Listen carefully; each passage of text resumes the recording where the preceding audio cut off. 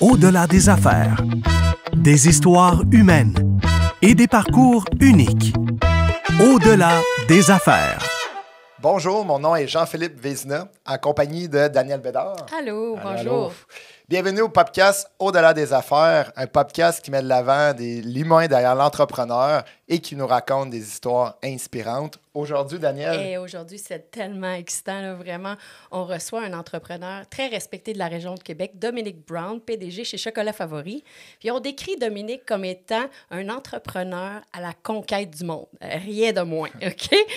En fait, je pense pas que Dominique a besoin de tant d'introduction que ça parce que pas mal tout le monde le connaît, on va se le dire. Alors, on l'accueille immédiatement. Dominique, bienvenue. Merci d'être là. Hey, mais merci beaucoup à vous deux pour l'invitation. Je suis super content d'être là. Ah, vraiment, moi, je suis très, très, très heureuse que tu sois là. Premièrement, quand tu as accepté l'invitation, j'ai tout de suite texté Jean-Philippe, j'ai texté William, j'ai texté Bernie, j'ai texté tout le monde. OK, Dominique, viens sérieusement parce qu'on le sait, tu es un entrepreneur de Québec très respecté. Oui. Bon, la majorité du monde ne connaît peut-être pas toute ton histoire, mais il y en a qui la connaissent parce que tu as commencé, en fait, chez Binox, qui est une entreprise en jeux vidéo. Puis moi, j'aimerais tout de suite qu'on parle de ça.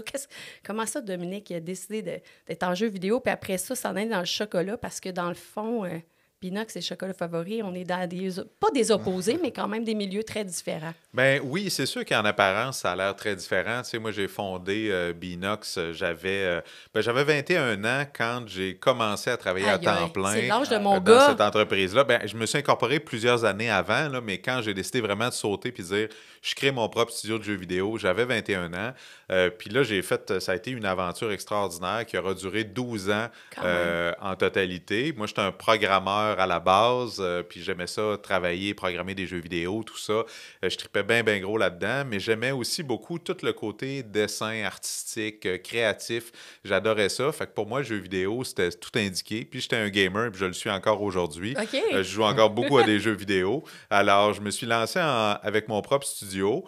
Éventuellement, j'ai vendu à Activision, qui est une des plus grosses entreprises mondiales dans le domaine. Puis, quand j'ai vendu, ça venait avec un contrat de travail. Alors, il fallait que je travaille un certain temps pour eux avant de pouvoir quitter. Et à un moment donné, vers la fin, j'ai décidé j'ai dit non, je ne renouvelle pas mon contrat. C'était en 2010. Et là... à ce moment-là, il y avait Sony qui allait lancer un nouveau film de Spider-Man, Amazing Spider-Man, avec Andrew Garfield et tout. Et il voulait que je livre au moins 2 autres projets de Spider-Man. Il tenait vraiment à ça. Alors, j'ai fait, parfait, ça m'intéresse, mais est-ce que vous pouvez me laisser faire mes propres projets aussi en parallèle? Puis, ils ont accepté. Alors, c'est pour ça qu'ils m'ont dit, on accepte, mais en autant que ça n'allait rien à voir avec le domaine du jeu vidéo. Et là, à ce moment-là, moi, j'habitais sur l'île d'Orléans, puis il y avait une petite chocolaterie à ce moment-là qui s'appelait la chocolaterie de l'île d'Orléans. Je dis une petite chocolaterie, mais c'est une très grosse chocolaterie là, pour les gens qui connaissent ça. Alors, j'ai décidé d'investir là-dedans, de faire l'acquisition de cette chocolaterie-là. Et 1 an plus tard, avec mes désirs de conquête du monde, je me suis dit, comment est-ce qu'on peut prendre la croissance là-dedans? C'est là que j'ai cogné à la porte de Chocolat Favori. Puis je suis devenu actionnaire de Chocolat... propriétaire, en fait, le seul propriétaire à l'époque de Chocolat Favori. Puis, éventuellement, ce qui était au début un projet d'investissement est devenu un projet plus long terme où là, j'ai été impliqué à 100%. Moi, il faut que je t'avoue quelque chose, OK? Parce qu'en 2010, je me souviens quand tu as fait l'acquisition à Sainte-Pétronille de mémoire. Je me souviens pas, il y avait comment elle s'appelait cette chocolaterie? Elle existe encore? Oui, elle existe encore. D'ailleurs, je ne suis plus propriétaire maintenant. C'est mes partenaires de l'époque, Michel Geneviève, là, qui sont à la barre de ça. C'était la chocolaterie de l'île d'Orléans. L'île d'Orléans, OK. Ouais. Mais moi, Virginie, qui est notre amie en commun, si tu veux. Tout à fait. Elle travaillait avec toi chez Binox. Oui. Puis, moi, je me souviens qu'elle a décidé d'aller avec toi dans ce projet-là. Oui, oui, absolument. Elle était en congé de maternité à ce moment-là quand c'est arrivé. C'est ça, exact. Et là, je pense qu'elle s'ennuyait un peu chez Binox. Alors, à ce moment-là, j'ai dit, écoute, tant qu'à revenir, puis on va se le dire, à te trouver d'autres choses, viens donc avec moi dans cette aventure-là. Fait elle a laissé, puis elle l'a laissé en fait au début, pour Chocolat Favori. Donc, je faisais l'acquisition de Chocolat Favori. Mais ça, au Mais départ, elle est restée à la chocolaterie de Lille. Elle a eu une formation OK. là, si tu veux. Puis après ça, elle est venue à la barre de Chocolat Favori Mais moi, avec c'est moi. ça, il faut juste que je t'avoue qu'au début, je trouvais que ça n'avait pas de bon sens. Comme, tu sais, je me disais, mais ton Ouais. move de carrière, Virginie, je comprends pas de Binox à chocolat. Mais il y avait un plan. Il y avait un plan. Oui, ben en fait, j'avais un plan, oui et non. En fait, j'en avais pas au début de plan. Puis sinon, de dire, on va essayer de prendre l'expansion avec ça. Puis parce que moi, c'est ça, les gens, quand ils le regardent de l'extérieur, ils s'imaginent que j'avais un plan. Tu sais, forcément, je Ben, passe de ouais. cette carrière-là qui était quand même bien en vue dans le jeu vidéo. Il y avait 10 autres personnes dans le monde qui avaient ma job, là. Tu sais, c'était vraiment spécial. Fait que le monde se posait bien des questions, mais en fait, moi, je me suis dit, on a regardé ça ensemble, puis on s'est dit, tout le monde fait la même chose dans le domaine du chocolat. Peut-être qu'on peut arriver avec un concept qui n'est jamais vu, on peut repenser à ça. Puis c'est là le point commun entre l'industrie du jeu vidéo, puis comment est-ce qu'on aborde, nous, l'industrie du chocolat. C'est vraiment le côté créatif, le côté un univers où tout est possible. Parce que le chocolat, c'est pas comme des biscottes ou toutes sortes d'autres produits alimentaires. C'est pas juste quelque chose que tu manges, c'est quelque chose avec lequel tu peux fabriquer, façonner des produits, des univers, tout un univers d'imagination extraordinaire. Fait que pour moi, c'était un terrain de jeu fantastique. Fait qu'on est vraiment parti d'une page blanche, puis on s'est dit, si un enfant rentrait dans une chocolaterie, là, puis il n'était jamais venu dans une chocolaterie de sa vie, qu'est-ce qu'il voudrait voir? Qu'est-ce qu'il verrait quand il ouvrirait les yeux? Puis c'est ce qui nous dicte encore aujourd'hui notre façon de designer nos produits et nos expériences. Ce que je trouve incroyable, c'est que tu as réussi à monter 2 entreprises inspirantes avec des belles histoires, mais Binox, à 21 ans, C'est débile. je veux juste en savoir plus. Tu as parti ça, je comprends que tu jouais aux jeux vidéo, mais de là, de l'idée à le partir puis gérer une croissance, ça l'a monté en flèche. Oui, Binox, ben, c'est que j'ai parti ça à 21 ans, mais tu sais, je me suis incorporé des années plus tôt. J'avais 17 ans à ce moment-là. Puis moi, j'avais passé toute ma jeunesse là, à programmer, à dessiner, puis à faire des plans d'affaires, de toutes sortes d'affaires qui n'ont pas marché. Puis, fait que pour moi, c'était clair depuis longtemps. Je voulais me partir en entreprise. Et à un moment donné, dans mon parcours scolaire, moi, j'ai été mis dehors au cégep.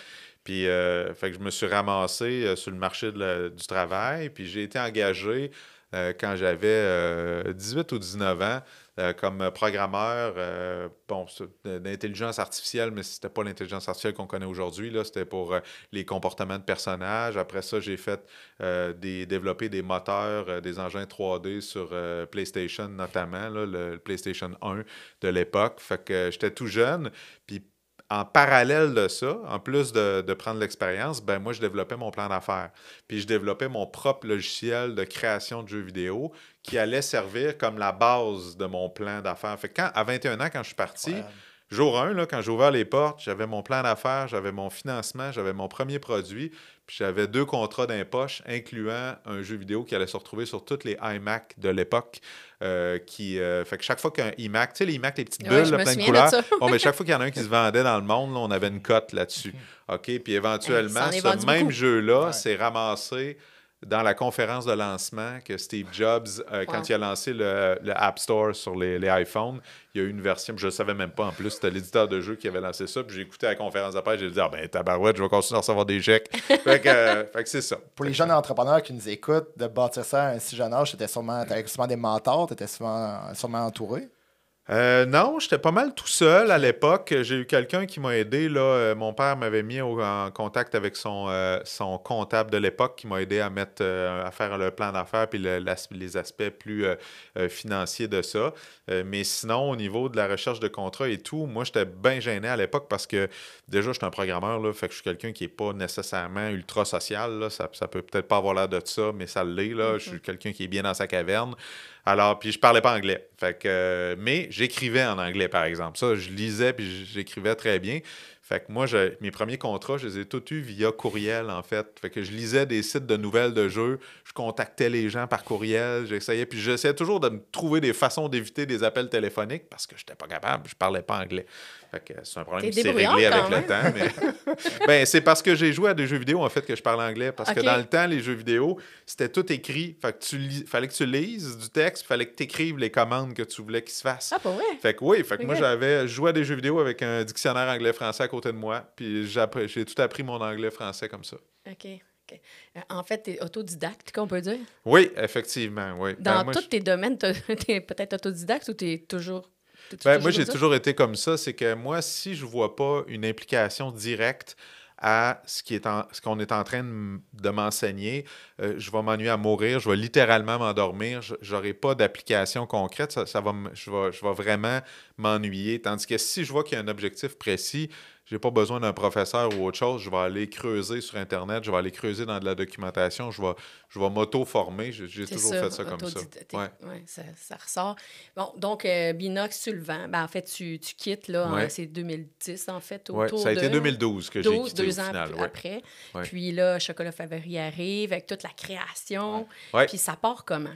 Ben écoute, nous autres, on a parti du principe, en fait, on a regardé un petit peu toutes sortes d'images dans le domaine du chocolat et tout, puis à un moment donné, on s'est rendu compte que il y avait une espèce de côté, dans le côté imaginatif du chocolat, ce qui faisait vraiment triper le monde, c'était tout le chocolat liquide. Tu sais, quand on voit, mettons, Charlie et la chocolaterie, par exemple, ben, tu sais, on voit des rivières de chocolat, on voit toutes sortes de produits. Quand on voit une vulgaire annonce de n'importe quelle barre de chocolat, qu'est-ce qu'on va voir? Du chocolat qui coule sur la barre juste avant. C'est ça qui fait triper l'imaginaire. Fait qu'on a conçu un concept de chocolat qui tournait autour de ça, de chocolaterie, avec les tuyaux qui donnent l'impression qu'il y a du chocolat qui coule dedans, avec les multi-enrobages, avec le bar enrobage qui nous permet d'assister au trempage du chocolat. Tout ça, maintenant, on le prend pour acquis, mais ça n'existait pas là, avant qu'on amène ça. Puis tout notre univers est bâti autour de cette promesse-là de marque qui est de créer des expériences chocolatées magiques qui rassemblent familles et amis. Donc, avec le chocolat comme élément rassembleur. Y a-tu des business, mettons, parce que là, tu dis magique, là, ça m'a fait tout de suite penser à Disney, là, mais y a-tu des business qui t'ont inspiré un peu ou pas en tout, c'est toute partie de votre tête? Ben, c'est parti, je pense. Ben, Disney, c'est sûr que c'est un élément inspirant pour nous autres, puis qu'on connaît bien. Mais tu sais, je pense que c'est juste parti de mon désir de toujours de créer des univers puis de faire vivre des affaires tripantes aux gens. Tu sais, même dans le temps que j'étais chez Binox, on n'a jamais fait on a toujours fait des jeux vidéo qui s'adressaient à un public plus jeune, dans des univers tripants comme des Spider-Man. On a travaillé avec DreamWorks, où on recréait des univers de films, tout ça. Fait que moi, ça a toujours été ça. Je crée des univers dans la vie, je crée des expériences qui font que la personne, quand elle a touché à mon produit, ben, elle était de bonne humeur déjà en partant, mais elle l'est encore plus après. Moi, c'est ça qui me motive, c'est cette trait d'union-là entre les deux. Il est là, le lien entre les deux. Ouais. Je suis curieux, ça a été quoi le plus gros défi pour Choco Favori durant toutes ces années que tu pourrais dire? Et le plus gros, ça va être difficile pour moi d'en trouver juste un parce qu'il y en a eu vraiment, vraiment beaucoup. Il y a eu, écoute, mes premiers pas dans l'industrie du détail puis du manufacturier parce qu'on produit pratiquement tout ce qu'on vend chez Chocolat Favori. Ici, Québec, 42 000 pieds carrés, une belle fabrique. Ben, tu sais, moi, les premiers défis, ça a été la gestion des inventaires. Moi, les inventaires, je ne comprenais pas ça au début parce que j'étais dans un univers informatique où tout est de l'intangible. Fait que là, tu dois gérer du vrai stock, de l'argent, des liquidités qui tournent, toute cette dynamique-là financière. Il a fallu que je l'apprenne. Après ça, on avait démarré le Chocolat Favori en ouverture, beaucoup de chocolateries corporatives, donc, dont on était propriétaire, avec des chocolateries franchisées aussi. Deux dynamiques complètement différentes. Maintenant, on s'est rendu compte qu'on ne pouvait pas faire les deux bien. Fait qu'on a rétracté. On a maintenant des chocolateries corporatives majoritairement dans la région de Québec uniquement. Tout le reste, ou à peu près, c'est des chocolateries franchisées. Ça a été un virage important à faire. Mon Dieu, la COVID, ça a été épouvantable de plein de façons, mais il y a eu des opportunités au sortir de la COVID. Ça nous a transformés comme entreprise, ça nous a rendus vraiment meilleurs. Après la COVID, on a eu des problèmes d'approvisionnement épouvantables, donc avec des bateaux qui étaient pris. Moi, là, quand il y a des canaux, un canal qui bloque là, dans la mer Rouge, ça m'affecte. Quand il y a des crises de l'énergie en Europe, parce que parce qu'il y a une guerre en Russie, là, ben ça augmente les coûts d'énergie en Europe, ça augmente les coûts de toutes mes matières premières. Après ça, quand il y a des problèmes climatiques en Afrique, comme actuellement, qui font que le cacao, les récoltes de cacao au Ghana puis au Gabon actuellement sont épouvantables, mais c'est 70% de la production mondiale. Ça affecte mes coûts d'intrants. Je suis un des plus gros acheteurs de chocolat, pas de cacao. Moi, je fais pas la transformation de la fève. Mais si j'achète du chocolat, forcément, il y a des fèves de cacao au bout. Fait que c'est toute une série de grosses problématiques comme ça, une après l'autre, là, qu'on doit attaquer. Là, j'ai hâte là, qu'on en sorte et qu'on revienne à quelque chose d'un peu plus tranquille, parce que là, le prix du cacao, qui historiquement, ça fait 10 ans qu'il est autour de 2500 la tonne US. Là, maintenant, il a monté jusqu'à 12 000. Là, il est stable depuis un bout autour de 7500. Mais on comprend que 7500 puis 2500, là, il y a un méchant step entre les deux. Fait que naviguer tout ça, là, c'est pas simple. Puis parlons de toi, Dominique. Là, je t'ai décrit en début d'entrevue comme quoi que tu es un entrepreneur à la conquête du monde. Okay? Oui. Le monde te décrive comme ça. Puis toi, rapidement, là, tu as mis ton statement, qu'on dit en anglais, là, tu l'as dit. Là. Oui. Mais d'où c'est venu? Toi, là, Dominique, je veux dire, tu as toujours d'où c'est que ça part, ton idée de conquérir le monde? Bien, mon idée de conquérir le monde part très jeune. Moi, quand j'avais 11 ans, je suis allé voir ma mère, puis j'ai dit, maman, plus tard, je vais avoir un studio de jeux vidéo, je vais faire mes propres produits qui vont se retrouver partout à travers le monde. Fait que ça a été ma première, si on veut, la première itération de mon principe de conquête du monde. Après ça, en jeu vidéo, tout de suite, j'ai même pas essayé là, d'attaquer, de faire un produit qui se vendrait au Québec. Là. Je suis tout de suite allé à l'international, aux États-Unis, puis tout ça, pour aller essayer de percer le marché parce que c'était là qu'il était. J'ai réussi, j'ai vendu un des plus gros. On est devenu un des plus gros studios de jeux vidéo, du plus gros éditeur de jeux vidéo de la planète. Fait qu'on avait réussi notre petite conquête du monde à nous. Puis après ça, quand on est arrivé chez Chocolat Favori, quand on a lancé le nouveau concept avec les 12 enrobages, la fondue au chocolat, tout ça, ça a explosé. Puis à ce moment-là, je me promenais en auto puis j'ai entendu une entrevue ou un extrait, ou je me souviens plus d'où c'est que ça vient, où je l'ai entendu exactement, mais c'est le maire Labaume, à l'époque, qui disait, on entend toujours parler de faire venir des sièges sociaux au Québec. Pourquoi est-ce qu'on ne créerait pas nos propres sièges sociaux? Alors, j'ai trouvé que c'était une maudite bonne idée. Fait que je me suis mis sur le projet, ça m'a interpellé. Puis je me suis dit, Chocolat Favori, là, j'avais vendu Binox à une compagnie américaine. On était devenu un satellite. Je me suis dit, je vais essayer de faire l'inverse. On va prendre Chocolat Favori. Si on a un concept qui est tripant et qui est assez fort pour faire un wow à Times Square à New York, sa 5e avenue ou autre chose, c'est qu'il peut être exporté partout à travers le monde. Il se mange du chocolat partout, il se mange de la crème glacée partout, différentes formes, différents parfums, mais le produit, il y a vraiment quelque chose d'universel là-dedans. Fait que je me suis donné comme mission avec mon équipe qu'on allait devenir une marque de chocolat reconnue partout à l'international. Fait que là, on est déjà à Victoria, on va ouvrir à Vancouver, on est en Ontario aussi. Ça s'appelle Chocolat Favori, ça va continuer de s'appeler Chocolat Favori, ça va rester une marque québécoise. Bientôt, on va être au sud de la frontière aussi. Wow. Donc, on va réellement devenir une marque internationale. C'est incroyable. Ouais, c'est vraiment incroyable. Moi, ce que je suis curieux aussi de savoir, c'est qu'on s'entend une chocolaterie ou une crèmerie, peu importe. Souvent, les gens ils vont prendre le plus proche de chez eux. Ouais. Mais Chocolat Favori, à chaque fois, vous innovez puis vous êtes créatif. Puis moi, c'est ça qui me rend... depuis le début, je vous suis puis je me dis, crème, c'est fou de voir où est-ce qu'ils sont partis. Puis encore aujourd'hui, les gens se déplacent pour aller au Chocolat Favori. Fait que je suis un peu curieux. Comment vous réussissez tout le temps à innover dans la matière? Parce que vous ne voulez pas m'emmener... on ne peut pas non plus réinventer l'alimentation.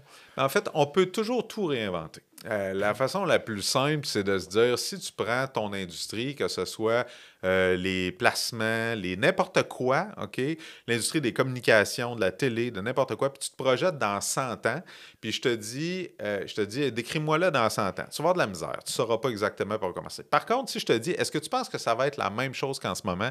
Tu vas sûrement me répondre non. Parce que tu le sais instinctivement que ton industrie va évoluer. Tu ne sais pas trop comment, mais tu sais que dans 100 ans, ça va probablement être très différent d'aujourd'hui. Bon point. Fait qu'il y a quelqu'un quelque part, à un moment donné, là, qui va réinventer ça. Donc, c'est possible. OK? Si on pense à n'importe quoi maintenant, par exemple, juste LinkedIn, comment ça l'a changé complètement l'approche des liens d'affaires puis du développement du networking et tout, alors que j'aurais reculé il n'y a pas si longtemps, puis j'aurais demandé puis comment ça se passe? Ah, ça va toujours être humain, les 5 à 7, on se serre la main, puis tout. Non, ça a évolué. Tous les aspects de la vie ont évolué. Fait que nous autres, chez Chocolat Favori, quand on prend un produit, premièrement, on part de notre mission. Hein? Comment est-ce qu'on crée quelque chose de rassembleur, puis tout ça. Puis on a des critères bien précis qu'il faut qu'on atteigne, sinon, c'est pas un produit Chocolat Favori. OK? La qualité, c'est une évidence. Là. Tous nos produits doivent être de qualité, mais il y a une notion d'expérience. Je vais te donner un exemple bien concret. Des calendriers de l'Avent. Okay, des calendriers de l'Avent, ça existe depuis la nuit des temps. Là, je veux dire, tout le monde fait ça dans le chocolat, puis c'est toujours la même affaire. Tu ouvres, puis il y a des petites portes, puis il y a du chocolat en arrière. Fait que nous autres, on a regardé ça, on dit depuis longtemps, les gens nous disaient comment on pouvait créer une nouvelle affaire. Fait qu'on a eu plusieurs itérations, mais à chaque fois, il y avait quelque chose qui était unique à nous autres. Fait que nous autres, encore aujourd'hui, on est le seul calendrier qui a 4 bouchées par jour. OK? Pourquoi? Parce que si l'élément rassembleur, on veut que la famille soit autour du calendrier le matin. Directement une incarnation de notre mission. Après ça, on a des multiples saveurs à tous les jours. C'est pas du chocolat au lait dans tous les cases. C'est ça, encore une fois, directement relié au concept. Après ça, quand tu l'ouvres, tu n'as même pas ouvert une porte, tu as un jeu chercher trouve. Puis là, il y a des nouveautés qui s'en viennent cette année. Là, je ne vous les dirai pas tout ça. C'est vraiment hot. Là. Mais tu sais, il y a un jeu chercher trouve. Fait qu'avant même d'avoir consommé le produit, tu as une expérience ludique. Fait que nous autres, ce qu'on fait, c'est qu'on prend des traditions, là, parce que le chocolat, c'est traditionnel, puis on les éclate. Fait que c'est ça, pour vraiment, puis on va te surprendre avec quelque chose de trippant. On les éclate. De là, t'éclates toutes, finalement, parce que t'as un concept de cornet éclaté aussi, là, qui est spécial. Mais c'est le fun, parce que la majorité des gens, justement, se disent, on ne réinventera pas des classiques, puis c'est tout fantastique, ils nous laissent le chemin libre. Une libre. molle trempée dans le chocolat. Oui, c'est ça. Fait que nous autres, on s'assoit, puis on se dit, il y a quelqu'un quelque part qui va le faire, fait que nous autres, on va essayer, puis on va être les premiers. Je suis curieux aussi d'entendre au niveau plus personnel. Je sais qu'en famille, vous avez vécu un trip assez incroyable. Vous êtes parti en 1 an en voilier. Oui. C'était la conquête du monde d'une façon un peu plus littéraire, disons. Fait que, effectivement, je me suis acheté un voilier. C'était un rêve que je caressais depuis quelques années. Puis on a décidé de partir. On a fait prendre une pause d'1 an, en fait. Là. Puis moi, je travaillais à distance encore, mais avec un horaire très réduit. J'avais mon équipe sur place. Puis c'était important pour moi parce que, tu sais, quand tu es entrepreneur, puis tu sais, moi, Chocolat Favori, comme je vous disais, tu sais, au début, quand j'ai pris ça, c'était un investissement. Je ne pensais pas m'impliquer à temps plein. Puis même quand j'ai acheté l'entreprise, les actionnaires existants m'ont demandé « Est-ce que tu vas devenir président de l'entreprise? » Puis je me souviens avoir trouvé la question drôle parce que tellement je ne m'imaginais pas un jour. Tu sais, pour moi, c'était vraiment juste un investissement. Fait que quand ça a parti en fou, ça a fait que j'ai pas eu de pause ou très, très peu entre les deux affaires. Fait que je suis parti d'un milieu qui était excessivement intensif au rythme d'une compagnie publique de Californie. Puis là, je suis tombé dans ce que je pensais être un projet de retraite tranquille qui a été tout l'inverse puis encore plus demandant que Binox. Fait que j'ai pas eu de pause entre les deux. Puis moi, j'ai 5 enfants.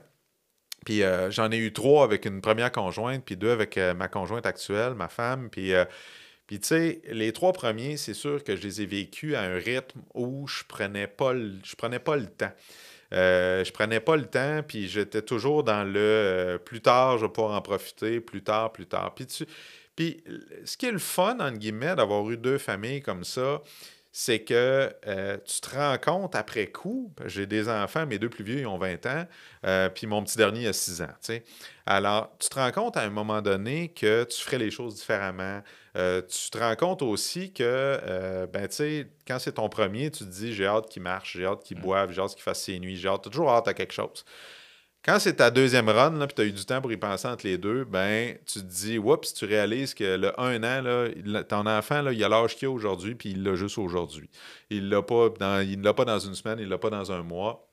Fait que ça t'oblige disons, à vivre le moment présent, puis à en profiter différemment de la vie, puis à dire... Je suis arrivé avec une espèce d'urgence de ralentir. Je ne sais pas comment le dire, là, puis vraiment, là, je me suis rendu compte, puis tu sais, la pandémie, je pense, ça a amené beaucoup de gens à toutes sortes de réflexions. Moi, ça a été la mienne. Puis en même temps, le projet de bateau, autant ça a été excessivement intense, autant que ta notion du temps en bateau devient complètement différente que dans la vie quotidienne. Dans quel sens? C'est-à-dire que quand tu es en bateau, tu n'as pas le choix d'accorder une importance énorme au moment présent. Parce que tout te ramène au moment présent. Fait que tu vas regarder, par exemple, les prévisions météo. Tu vas aller voir, à chaque fois, tu vas profiter tu vas devoir réagir aux conditions actuelles. Tu vas devoir prendre le temps. Parce que si tu vas trop vite, tu ne peux pas, premièrement, aller trop vite parce que tu es toujours sujet aux conditions météo, aux conditions de ton bateau, aux conditions de l'équipage, à tout ça. Puis à un moment donné, tu vas mourir si tu te stresses avec tout. Fait qu'il faut à un moment donné que tu prennes un pas de recul puis juste profiter du moment pour équilibrer un peu tout ça. Puis aussi, tu sais, quand tu es en bateau avec ta famille, tu réalises que ta famille, c'est ton équipage. Puis en tant que capitaine, tu as tous les mêmes défis de communication qu'avec une équipe au quotidien dans une entreprise ou autre chose.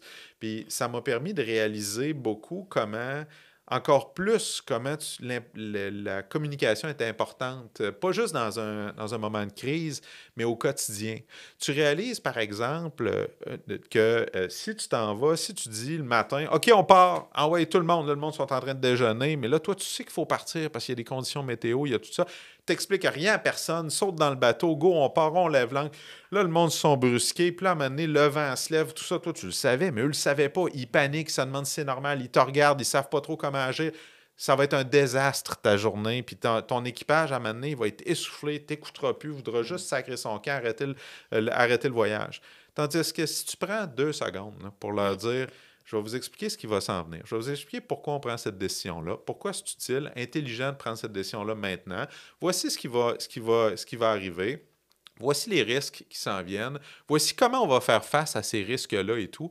Là, tu pars ta journée de navigation. Là. Il y a beau avoir des nuages noirs qui se lèvent ou autre chose. Ils le savent, ça s'en venait, c'était un des risques. Ils savent exactement quoi faire, comment coordonner les choses. Il y en a un qui va réduire les voiles, il y en a un tout ça. Tu donnes des commandes, tout est correct, tout est cohérent. Si tu appliques la même chose dans ta communication au jour le jour dans ton entreprise pour expliquer ton plan de match, expliquer ton plan annuel, voir les risques auxquels on fait face, comment on va se préparer comme ça, pourquoi on va réussir à passer au travers, peut-être que d'autres non, bien, encore une fois, tu vas avoir la même cohésion d'équipe et tout. L'engagement va être plus présent des gens. Ben, c'est ça. Mais moi, quand je suis parti avec ma famille, parce que c'était ma famille, j'ai fait ça tout croche. Puis à un moment donné, il a fallu là, que je me pose, puis je me dis, là, je suis en train, je vais finir séparé, puis mes enfants ne voudront plus me parler, ça ne vaudra pas du tout. Fait que j'ai juste réappliqué ça au quotidien, puis réalisé que ta famille, en fait, va être encore plus prompte à réagir à tes à ta mauvaise communication ou à tous tes mauvais traits parce qu'ils ne sont pas payés pour être là. OK? Tes employés, ils vont t'endurer longtemps avant de sacrer leur camp, puis ils ne t'avertiront pas du jour au lendemain, ils vont prendre une autre job, puis tu ne sauras pas trop pourquoi. Ta famille, tu vas avoir du feedback assez clair, assez vite. C'est intéressant. Moi, j'ai trouvé ça excessivement formateur pour moi aussi. Ça a pris du temps aussi, parce que les entrepreneurs, on le sait, ça va vite, puis souvent, on ne prend pas le temps. Ouais. Tu as pris le temps, puis je te lève mon grand chapeau. Est-ce que tu dirais qu'il y a un Dominique avant et un Dominique après? Ah, c'est sûr que oui. C'est sûr que j'ai appris à gérer mon stress. Je suis encore très stressé, mais ça n'a rien à voir avec avant mon départ. Je veux dire, tu sais, des fois, quand tu te stresses parce que tu as peut-être une erreur dans une feuille Excel, là, c'est pas la même chose que tu te stresses parce que tu vas peut-être mourir. Tu sais. Je veux dire, c'est pas du tout le même niveau de... Moi, j'ai ressenti des émotions que j'avais jamais ressenties avant. Là. Fait que, tu sais, à un moment donné, tu reviens chez vous puis tu te dis, bon, ben c'est correct, tu sais, puis je vais prendre mon gaz égal, puis au final, tu sais, peu importe ce qui se passe dans ma journée, ça reste une occupation, j'en mourrai pas, je vais pouvoir faire d'autres choses si ça fonctionne pas. Tu relativises un peu plus tes stress. Là. Est-ce que tu as trouvé difficile à distance, parce que tu sembles un PDG très impliqué là, dans ton organisation? OK. Puis là, tu as pris la décision de partir. Tu as dit que quand même, à distance, tu étais présent un peu. Ouais. T'as-tu trouvé ça difficile?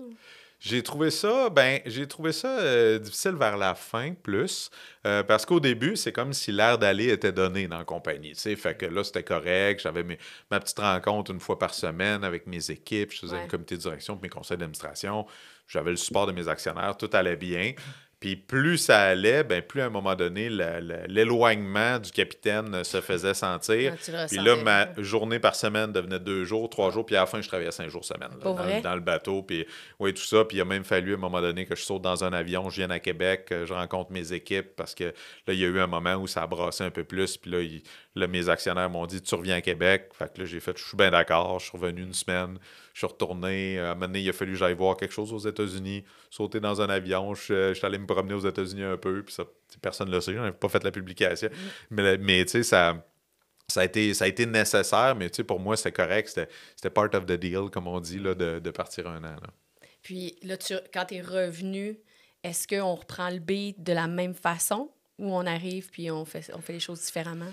Ben écoute, sur le coup, j'ai essayé de faire les choses différemment, mais c'est sûr que le naturel revient au galop. Mais tu sais, moi, j'ai toujours été quelqu'un qui... Je vais m'impliquer beaucoup dans certains types de dossiers, mais j'aime avoir des gens qui sont... je valorise beaucoup l'autonomie. puis l'indépendance, puis la prise de décision. Tu sais, moi, les gens dans leurs différents champs de compétences dans l'entreprise sont autonomes. Je m'attends qu'ils prennent leurs décisions. Je m'attends qu'il y ait du ownership de leur projet. Fait que ça ne change rien. Je travaille toujours avec mes équipes dans une optique de leur montrer à pêcher plutôt que pêcher pour eux autres, là.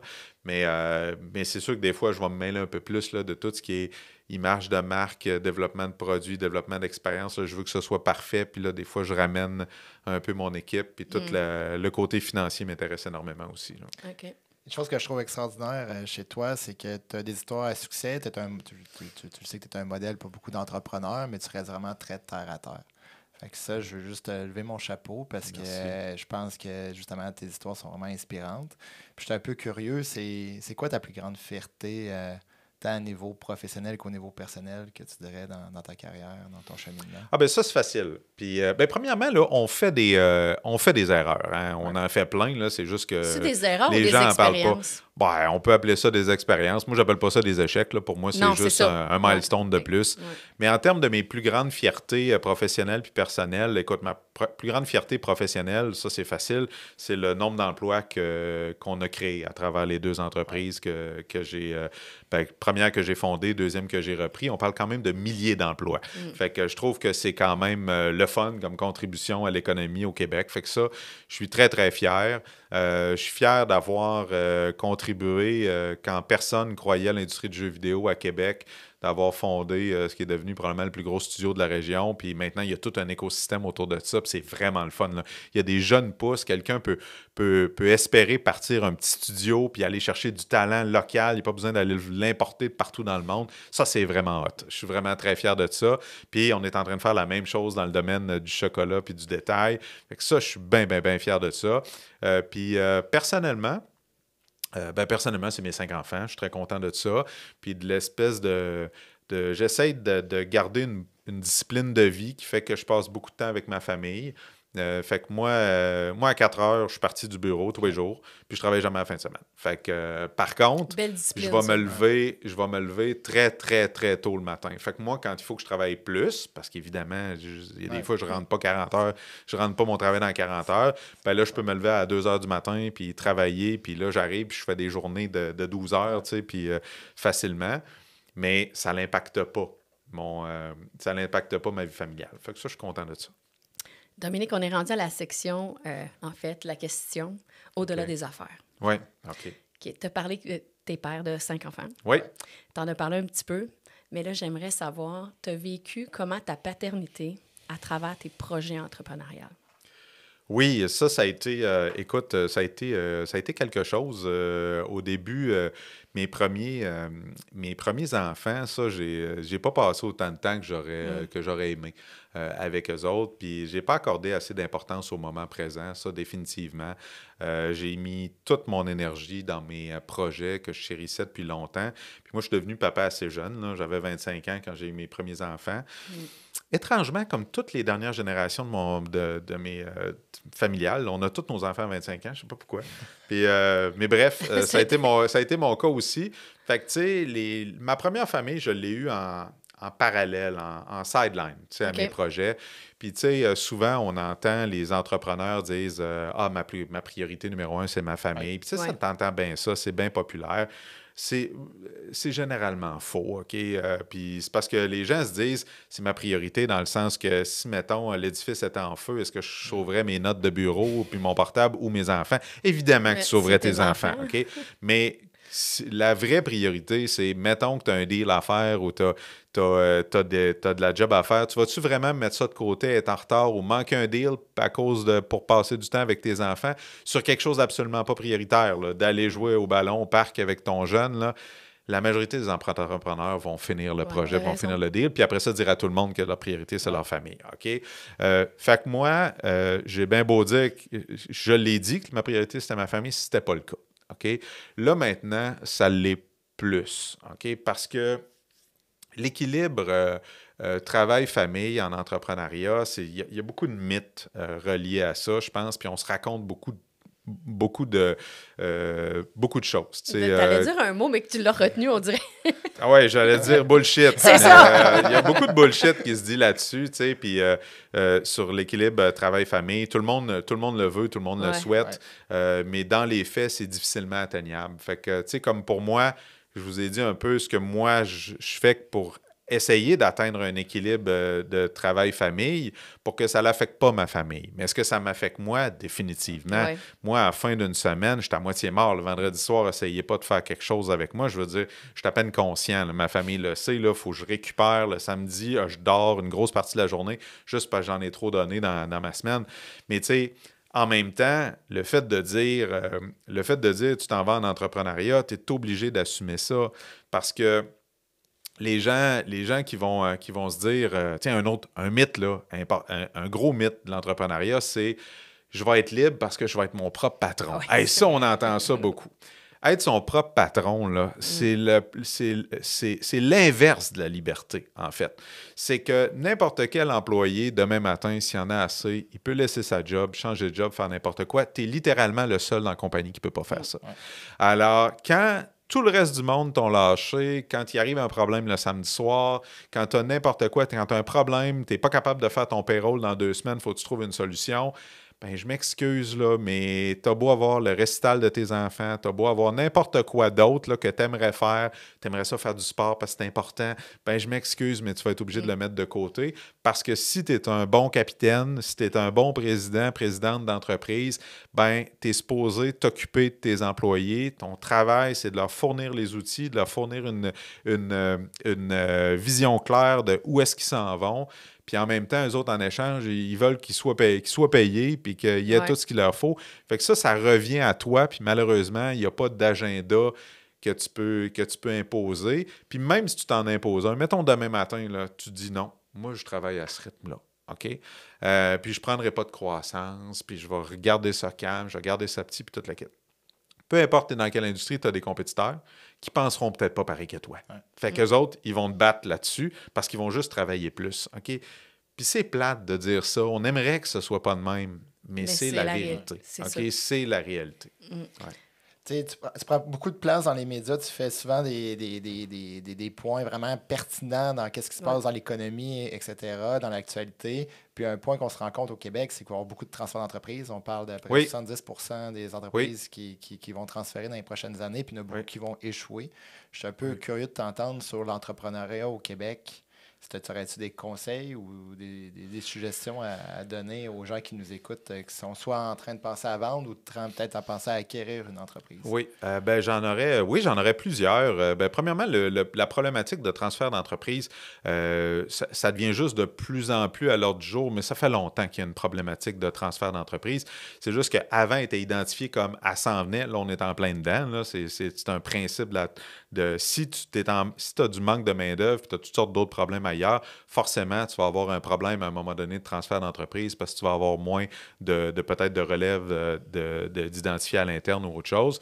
Puis, tu sais, le conseil que je pourrais donner aux gens, premièrement, qui veulent se lancer en entreprise ou qui veulent acquérir une entreprise, c'est que c'est peut-être plus à portée que vous pensez. OK? Moi, quand je suis arrivé avec Chocolat Favori, c'est drôle, hein, parce qu'au début, je pensais ne pas avoir les moyens d'acquérir une entreprise comme Chocolat Favori. Puis c'est en parlant à des gens spécialisés là-dedans, j'avais jamais fait ça, moi, acquérir une entreprise. Là. J'avais juste roulé un très gros studio, mais que j'avais parti de zéro. Fait que j'étais pas ferré pantoute en financement, tout ça. Puis là, c'est là qu'on m'a expliqué, par exemple, le principe des montages financiers, comment tu peux, des fois même, financer à même l'entreprise que tu vas acheter ta dette. Donc, c'est pas toi qu'il faut qu'ils mettent tout le cash down. Puis c'est comme une maison. Là. Une maison, tu vas prendre une hypothèque, tu vas avoir un peu d'argent à mettre, mais après ça, il va falloir que tu la payes à travers un certain temps. Puis ça, il y a un monde de possibilités quand tu as une acquisition d'entreprise. Puis il faut aussi comprendre que les banques, c'est les premiers à avoir un problème avec ça. Parce que les banques, c'est leurs clients qui vont tomber. Donc, eux autres, ces clients-là là, qui ont des problèmes de transfert d'entreprise ou qui cherchent un repreneur, ben, s'ils n'ont pas de repreneur, ben, ils vont arrêter de payer leurs prêts, ils vont arrêter d'être un client à la banque, ils vont perdre de la job. Fait que ça, là, de plus en plus, on voit que ce soit Desjardins, Banque nationale ou autres, ils ont des départements d'acquisition, fusion-acquisition et tout ça. Fait que vous pouvez rentrer en contact avec ces gens-là. Puis, ce qui est moins intéressant, c'est quelqu'un qui arrive et qui fait juste dire « Moi, je veux aller en entrepreneuriat. OK? » L'entrepreneuriat, ce n'est pas une vocation, ce n'est pas un métier. Tu n'es pas entrepreneur dans la vie, tu es d'abord quelque chose d'autre. Fait que tu peux être un financier, tu peux être un tripeux de jeux vidéo, tu peux être quelqu'un qui tripe en communication, tu peux être n'importe quoi. Puis après ça, l'entrepreneuriat, ça vient s'ajouter comme un adjectif à tout ça. C'est que tu as décidé de prendre cette passion-là, puis l'amener plus loin, puis de créer quelque chose dont tu vas pouvoir vraiment tirer toutes les ficelles. Fait que va-t'en pas à la banque et dire « Bon, ben j'aimerais savoir le menu des entreprises, s'il vous plaît. » Là, tu vas te faire revirer tout de suite. Par contre, si tu dis « Moi, je suis un passionné dans le domaine des transports, je vois une opportunité là, parfait, j'aimerais ça prendre une compagnie de transport qui est déjà dans tel domaine, puis que je pourrais pivoter puis envoyer dans telle direction avec un plan de match précis. » Là, tu vas avoir une écoute. C'est souvent, juste un point qui vient me chercher, là, un point aussi, les gens disent, des fois, je veux me lancer en affaires, je veux reprendre une business, mais c'est gros. Les gens voient ça énormément gros, ça prend du capital, etc. Mais comme tu l'as dit, il y a des gens qui sont là pour accompagner puis pour aider. Puis le premier réflexe que j'ai, c'est le CETEC, le Centre de transfert d'entreprise du Québec, que c'est vraiment un index parapublic. C'est vraiment bien fait. Justement, il y a des gens qui sont là pour t'aider à retrouver une business qui t'intéresse dans les champs d'intérêt que tu as. Fait qu'il y a vraiment beaucoup de support. Puis là-dessus, je voulais juste le souligner, là, souvent, on voit l'entrepreneuriat vraiment gros. Mais c'est juste d'en parler avec des professionnels qui sont dans le métier, puis en effet, ils pourront être bien renseignés. Absolument. Puis c'est vraiment, premièrement, c'est vraiment intéressant tout ce que tu dis, Dominique. Là. On va loin, je trouve. Mais là, mettons qu'on regarde le futur pour toi. Tu sais, tu as accompli pas mal de choses. Là. As-tu encore des rêves? Oui, j'aimerais ça finir mon tour du monde en bateau. Alors ça, c'est un rêve que j'ai. Tu l'as arrêté à quelque part? Oui, là, je t'ai arrêté dans les Caraïbes. Là. Fait que là, si j'ai une autre opportunité à un moment donné, il faudrait que je traverse dans le Pacifique puis que je continue. Là. Fait que c'est ma prochaine étape. Sinon, professionnellement, je veux vraiment que Chocolat Favori devienne une multinationale. Fait que ça, je travaille très fort là-dessus. Puis après ça, je le sais pas. Pour la suite, on verra. Hein. Je suis tombé dans le chocolat un peu comme on tombe d'une chaise, là, par hasard et par surprise. Là. Alors, on verra pour la suite. Ouais. Qu'est-ce que tu aimerais que les gens retiennent? Ça fait à peu près 40 minutes qu'on est ensemble aujourd'hui. Qu'est-ce que tu aimerais que les gens retiennent de notre entrevue? J'espère qu'ils savent maintenant c'est quoi leur chocolat favori. Hein? C'est comme poser la question, c'est y répondre. Ouais. Mais sinon... Moi, j'ai une saveur favori. Toi, t'en as-tu une? Assurément. OK. Mais sinon écoute, j'aimerais ça que les gens se disent que vraiment tout est possible, puis que tout est possible à Québec, puis on peut créer des entreprises, vous pouvez créer des entreprises. Personne n'a tout le talent du monde. Peu importe ce que j'ai pu accomplir, c'est parce que j'ai eu toujours du monde qui était vraiment meilleur que moi autour de moi. Encore aujourd'hui, là, ça prendrait pas long pour qu'un expert du chocolat réussisse à me coller puis que je ne sache pas quoi y répondre. Mais j'ai du monde à l'interne qui sont extraordinaires là-dedans, qui sont extraordinaires dans plein de domaines. Je dis souvent que je suis le meilleur dans rien, fait que c'est pour ça que j'engage les meilleurs dans tout. Fait que c'est ça l'objectif, vous pouvez y arriver. Puis moi, à Québec, je pense qu'on a un contexte d'affaires, un climat extraordinaire. On a une proximité à Québec qu'on peut tout faire, puis se bâtir des contacts pour créer des entreprises, puis de réussir sur la scène internationale. On va se le dire, on est tous les deux, là, ça, je sais que c'est un point qu'on a en commun, on est des fans finis de la Ville de Québec. Là. Ah oui, absolument. Moi, patriote, assumé, absolument. Ouais, vraiment, c'est tellement une belle ville. Là. Ouais. Puis, en fait, il y a une chose que je voulais dire, tu sais, je sais que c'est pas juste toi qui as eu l'idée, là, vous étiez ensemble là, quand vous avez eu cette idée-là, mais je dis souvent en affaires, moi, j'aurais aimé ça avoir l'idée de mettre la fondue dans un contenant. Là. Ouais. Je trouve que c'est une idée tellement géniale, puis qui s'exporte tellement facilement. Comment, avant qu'on finisse, je veux que tu en parles, parce que je trouve que ça fait tellement partie de notre quotidien. Maintenant, tu vas au IGA, il y en a plein. Mais comment c'est arrivé, cette affaire-là?